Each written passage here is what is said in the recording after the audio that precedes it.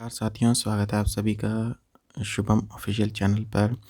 आज मैं कुछ ऐसा टॉपिक लेके आया हूँ जो काफ़ी इम्पोर्टेंट है और मेरे खुद पे बीत चुका है, इसलिए मैं ये टॉपिक लेके आया हूँ। As a friend, as a guide, as a mentor मैं आपको ये चीज़ें रिकमेंड करूँगा। बाकी करना ना करना, मानना ना मानना सब कुछ आप पर है। मैं टीचर बनने की बिल्कुल भी कोशिश नहीं करूँगा और अपने हिसाब से आपको कुछ रिकमेंडेशन दूँगा, बाकी आपके ऊपर है। मेरे जितने भी अनुभव है उसके आधार पर मैं बताऊँगा आपको क्या करना चाहिए। देखिए, अगर आपका यूपीएससी क्लियर नहीं होता तो अपन लोगों को क्या करना चाहिए, बेसिकली टॉपिक यही है। तो पहला टॉपिक है कि भाई देखिए, आप लोगों को कभी भी डिमोटिवेट नहीं होना है कि अगर मेरा यूपीएससी क्लियर नहीं हुआ है, क्योंकि देखिए वैसे ही जो है सीट्स कम होती हैं यूपीएससी में और स्टूडेंट्स काफ़ी मतलब क्रीम होती है टोटली, क्योंकि मुखर्जी नगर जैसे दिल्ली में और अलग अलग जगहों पे जो स्टूडेंट्स पढ़ रहे हैं काफ़ी समय से, वो जो है लगातार तैयारी कर रहे होते हैं, तो उनके साथ compete करना होता है। तो देखिए, अनिश्चितताएं काफ़ी होती हैं सिलेक्शन के लिए। बट मैं आपको रिकमेंड करूँगा कुछ चीज़ें कि अगर आप लोगों का नहीं हो रहा तो आप लोग ये कर सकते हैं। बाकी टोटली आपके ऊपर रहेगा कि आप लोगों को ये चीज़ अच्छी लगे ना लगे या आप माने ना माने। तो देखिए, पहले मैं आप लोग को कुछ लोग पूछते हैं कि एसएससी या आईबीपीएस बैंकिंग की कोचिंग कर लेनी चाहिए या इसकी तैयारी कर लेनी चाहिए। तो मैं आप लोगों को रिकमेंड करूँगा, देखिए कि अगर आपकी मैथ स्ट्रॉन्ग है, क्योंकि टोटली अगर यूपीएससी देखें तो जनरल स्टडीज़ है जो उसके ऊपर ही चलती है, टोटली सीसेट को छोड़ दें, और क्योंकि उसी के अंदर मैथमेटिक्स आती है। तो मेरे हिसाब से मैं एसएससी में टोटली खेल मैथमेटिक्स का, और इजी मैथमेटिक्स नहीं, काफ़ी अच्छी हाई लेवल की जो मैथमेटिक्स है वो देखने को मिलती है उसके अंदर। तो जिस मेरे हिसाब से मेरा ऐसा मानना है कि 50% रोल एसएससी के अंदर मैथमेटिक्स का होता है आपके सिलेक्शन के लिए। तो अगर आपकी मैथमेटिक्स स्ट्रॉन्ग है तो ज़रूर आप उसको एसएससी के जो है सोच सकते हैं। बाकी मेरी रिकमेंडेशन नहीं है इसके लिए, बट आप लोगों की अगर रुझान है ताकि आप मैथ्स अच्छे से कर लेते हैं, बाकी इंग्लिश वगैरह और जीके भी होती है, बट आप लोगों की अगर ये अच्छी है कि मैथमेटिक्स, तो मेरे हिसाब से तो आप लोगों को ये ज़रूर करनी चाहिए एसएससी की। अदरवाइज़ आप लोगों को जो है मैं और बताता हूँ रिकमेंडेशंस।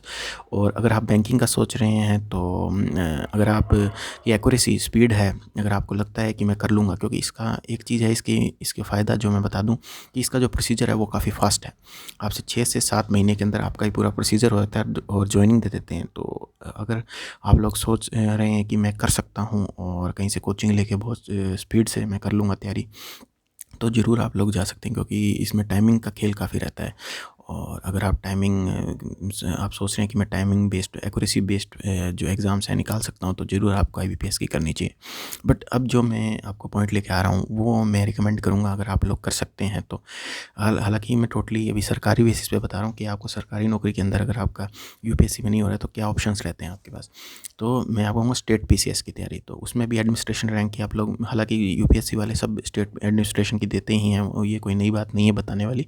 बट आप स्टेट पीसीएस की करें, ज़रूरी नहीं है एडमिनिस्ट्रेशन की, हालांकि एडमिनिस्ट्रेशन करें, लेकिन एडमिनिस्ट्रेशन की जो तैयारी होती है, जैसे हमारे राजस्थान में आरएएस होती है, इनके अंदर क्या है कि 2-2 ढाई-ढाई साल तक भर्ती जो है होती नहीं है पूरी, मतलब 2-2 ढाई साल लग जाते हैं और नेक्स्ट भर्ती आने में। तो अगर मान लीजिए फर्स्ट में नहीं निकलता तो आपको 2 ढाई साल रुकना पड़ता है।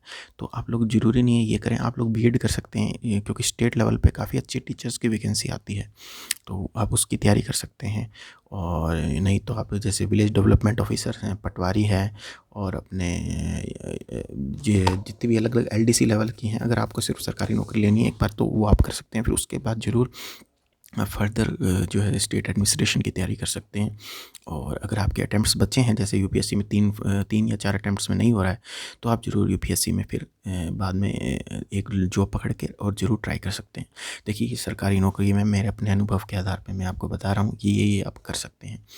और अगर आपको सरकारी नौकरी नहीं है पसंद, मतलब यूपीएससी नहीं और फिर मेरे को दूसरी कोई सरकारी नौकरी नहीं करनी, अगर आपका ऐसा मतलब ऐसा रुझान है, तो मैं आपको रिकमेंड करूँगा। देखिए, आप लोग जैसे अभी कुछ लोग हैं, आप काफ़ी यूट्यूब्स पे जर्नलिज्म का भी काफ़ी अच्छा जो है वो देखने को मिला, और वो काफ़ी सारे हैं जो यूपीएससी के थ्रू आए हैं।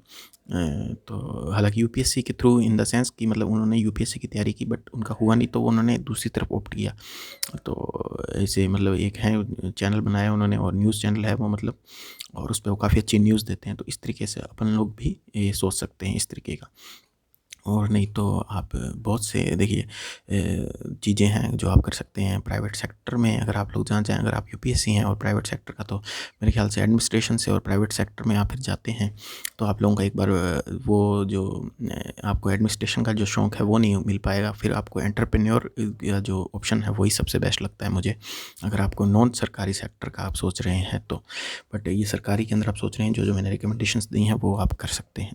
तो ये है, बाकी आप लोगों के ऊपर है क्या करना चाहते हैं। देखिए मैं अपने अनुभव के आधार पर ये बता रहा हूँ, और बाकी आप लोगों की राय भी अलग हो सकती है, बहुत से लोगों की अलग अलग राय होती है। और तो ये मेरी राय थी। बाकी और भी आप कुछ इसमें ऐड करना चाहें तो ज़रूर कमेंट बॉक्स में मेंशन करिएगा, और वो भी चीज़ें मैं लूँगा। तो धन्यवाद साथियों, बस इस वीडियो में इतना ही। धन्यवाद।